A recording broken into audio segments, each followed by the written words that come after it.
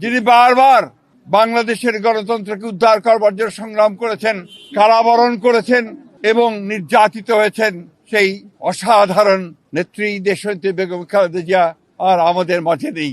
আপনারা সবাই জানেন যে শুধু বাংলাদেশের নয়, গণতান্ত্রিক বিশ্বের একজন অনন্য রাজনীতিবিদ, যিনি গণতন্ত্র প্রতিষ্ঠার জন্য তার সমস্ত জীবন উৎসর্গ করেছেন।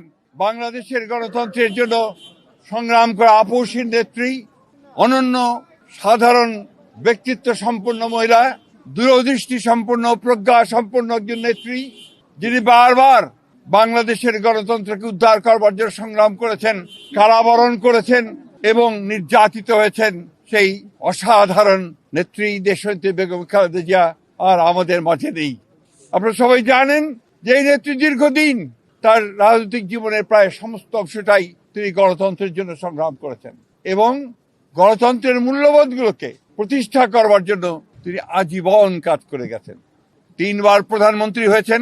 যখন প্রধানমন্ত্রী হয়েছেন তখন গণতন্ত্রকে প্রাতিষ্ঠানিক রূপ দেওয়ার জন্য তিনি কাজ করেছেন, জনগণের উন্নয়নের জন্য কাজ করেছেন। আর যখন বিরোধী দল ছিলেন তখন তিনি একইভাবে সেই গণতন্ত্রকেই প্রাতিষ্ঠানিক রূপ দেওয়ার চেষ্টা করেছেন। প্রিয় সাংবাদিক বন্ধুগণ, আজকে সেই নেত্রীর ইন্তেকালে বাংলাদেশের রাজনৈতিক ইতিহাসে এক অপূরণীয় ক্ষতি সাধিত হলো এবং এই ক্ষতির পূরণ সহজে সম্ভব নয়। আজকে এমন একটা সময়ে তিনি চলে গেলেন যখন তাকে সবচেয়ে বেশি প্রয়োজন ছিল, যখন গণতন্ত্রের উত্তরণের জন্য আমরা একটা নির্বাচনের দিকে জাতি যাচ্ছে, যখন সমস্ত জাতি তৈরি হয়েছে নির্বাচন করে একটা গণতান্ত্রিক ব্যবস্থাকে প্রতিষ্ঠিত করবে, সেই সময় তিনি আমাদেরকে ছেড়ে চলে গেলেন। আমরা এই শোক, এই বেদনা আমাদের পক্ষে ধারণ করা খুব কঠিন। তারপরেও আমরা এই শোককে শক্তিতে রূপান্তরিত করতে চাই।